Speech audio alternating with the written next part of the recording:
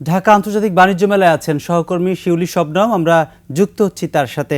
শবনম, ছুটির দিন কেমন দেখছেন আসলে বাণিজ্য মেলার সার্বিক পরিস্থিতি আমাদেরকে জানাবেন। প্রণব, আপনি যেটা বলছিলেন যে আজকে ছুটির দিন এবং আজকে বাণিজ্য মেলার ২৪তম দিন, অর্থাৎ মাত্র ৭ দিন পরে শেষ হতে যাচ্ছে ঢাকা আন্তর্জাতিক বাণিজ্য মেলা। তো এই মুহূর্তে যেহেতু মেলার একেবারে শেষের দিকে এবং তার উপরে আজকে সাপ্তাহিক ছুটির দিন, আমরা দেখছি যে সকাল থেকে অর্থাৎ মেলা শুরু হওয়ার আগে থেকে দর্শনার্থী এবং ক্রেতারা মেলা প্রাঙ্গণে এসে মেলার গেটে এসে ভিড় করছেন এবং মেলার গেট খোলার সাথে সাথে আসলে দর্শনার্থীরা অনেকটা হুমড়ি খেয়ে পড়েন যে মেলা প্রাঙ্গণে ঢোকার জন্য এবং সকাল থেকে দীর্ঘ লাইন ধরে তারা আসলে মেলায় বিভিন্ন স্টলগুলোতে ভিড় করেন, বিভিন্ন প্যাভিলিয়নে তাদের পছন্দের পণ্যগুলো দেখেন।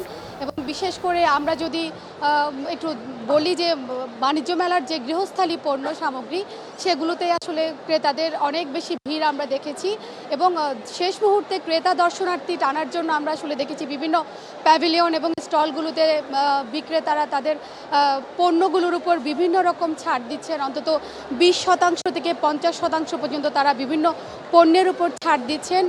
আবার দেখা যাচ্ছে যে কোনো একটা পণ্যের উপর আসলে কম্বো প্যাকেজ দিচ্ছেন, অফার দিচ্ছেন, যেন একটি পণ্য কিনলে আরেকটি পণ্য ফ্রি, এরকম নানা রকমের অফারে আসলে তারা ক্রেতাদের টানার জন্য আকর্ষণীয় সব পণ্য বাহারি অফার রাখছেন এবং ক্রেতা দর্শনার্থীদেরকেও আমরা দেখেছি যে আসলে বিভিন্ন অফারের ভিড়ে তারা অফারগুলো পছন্দ করার কারণে ক্রেতা দর্শনার্থীরা বিভিন্ন পণ্য কিনতে হুমড়ি খেয়ে পড়েছেন বিভিন্ন স্টলগুলোতে।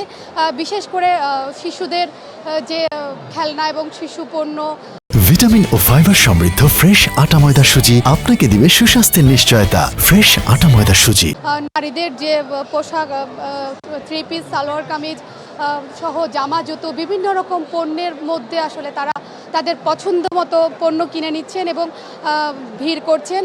তাছাড়া আমি যদি আপনাকে আরেকটু বলি যে আসলে ক্রেতা দর্শনার্থীদের পণ্য কেনার নিশ্চয়তা এবং তাদের যেন সেবা গ্রহণে বিঘ্ন না ঘটে, এই জন্য মেলা প্রাঙ্গণে বিভিন্ন রকম সেবা অব্যাহত রেখেছেন আয়োজকরা। এর মধ্যে যদি বলি যে একটু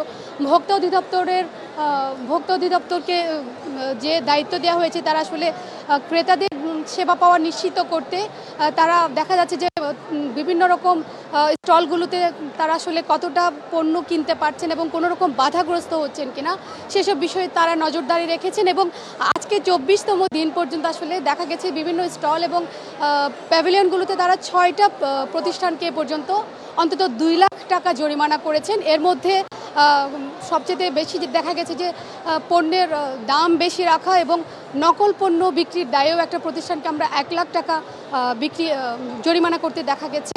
তো সব মিলে আসলে সার্বিকভাবে মেলা এখনও পর্যন্ত দর্শনার্থীদের ভিড়ে, ক্রেতাদের ভিড়ে জমজমাট আছে এবং আগামী দিনগুলোতে আরও ভালো বেচাকেনার আশা করছেন তারা। প্রণব, আমার কাছে এই ছিল এখান থেকে।